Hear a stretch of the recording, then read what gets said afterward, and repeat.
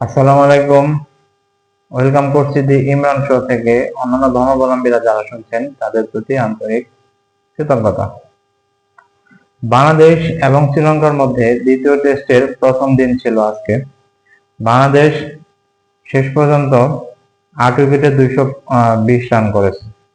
যদিও বাংলাদেশ প্রথমে টসে জিতে ব্যাটিং নিয়েছিল এবং মনে করেছিল প্রথম টেস্টে যেভাবে ভালো ব্যাটিং করেছে দ্বিতীয় টেস্টে এইভাবে ভালোভাবে ব্যাটিং করবে, কিন্তু বিপক্ষ দলের অধিনায়ক ধনঞ্জয় দে সিলভা গতকালকে একটা সংবাদ সম্মেলনে বলেই দিয়েছিল যে এই টেস্টটা হবে ব্যাটিং সহায়ক এবং ব্যাটিংদের জন্য সবচেয়ে ভালো হবে।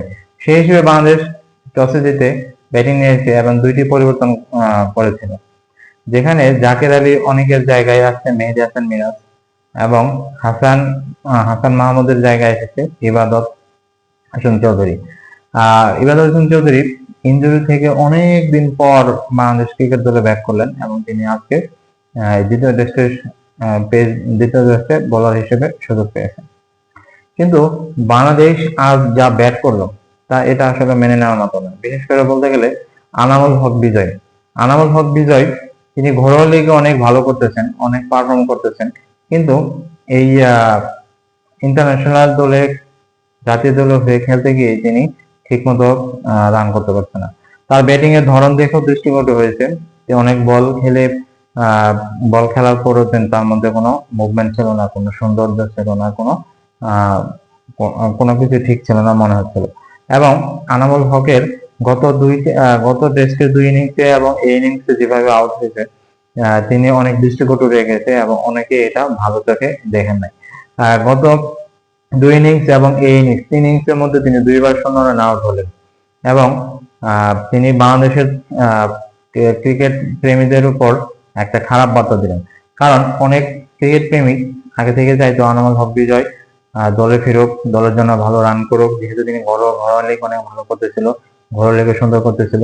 সেই হিসেবে আনামুল হক বিজয়কে সুযোগ দেওয়া হয়েছিল, যা তিনি তার ব্যাটিং এর ধারাবাহিকতা প্রমাণ দিতে পারেনি এবং দলের জন্য কোনো নিলাম করতে পারেনি।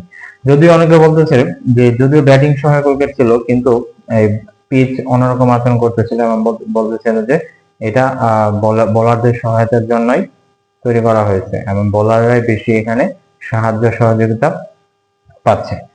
তো আগামীকাল আজকের দিনের শেষ ব্যাটসম্যান হিসেবে মোহাম্মদ নাঈম হাসান আউট হয়েছে। সেই হিসেবে 8 উইকেটে 220 রান করেছে। হয়তো বাংলাদেশ কালকে কিছুক্ষণের মধ্যেই